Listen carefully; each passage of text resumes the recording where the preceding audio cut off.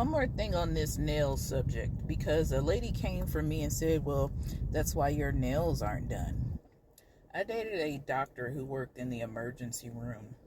More than one person every 30 days has to have one of their digits removed, indoor toes. Why? From these nail shops. They are not as regulated as you think.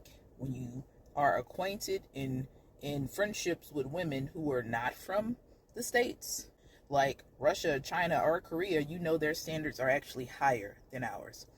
People will have a business here and literally go under and resurface under another name. You had a lady who passed in some small town in Texas, matter of fact, because they were doing infusions. These people weren't medically licensed to do that at all. And people were just assuming, not verifying. Now, with the nail tech thing, you can look on the wall. You can't verify their name. You see their picture. There's no picture with their name on the state website, nothing. And even when you say, you call the number and say there's an issue, I want you to know it takes them time to get there. And by the time they get there, that person's gone. And they'll say, oh, they're on vacation.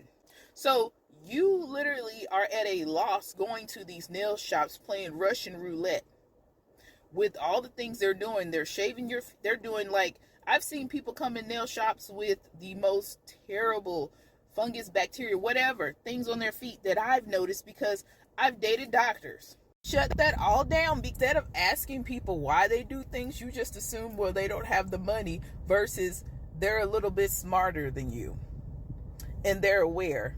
Because if I'm aware of women and men losing their digits every 30 days, and I'm talking about like clockwork, no, we got to remove this because this infection has spread. It's bacteria, flesh-eating bacteria. You can sit here and get in the weeds and say they sanitize and you see this and that. No, they don't. And they don't care. They don't care. And it's allowed. That's the crazy thing. They let this be allowed, and you should be asking your legislators, why is this being allowed?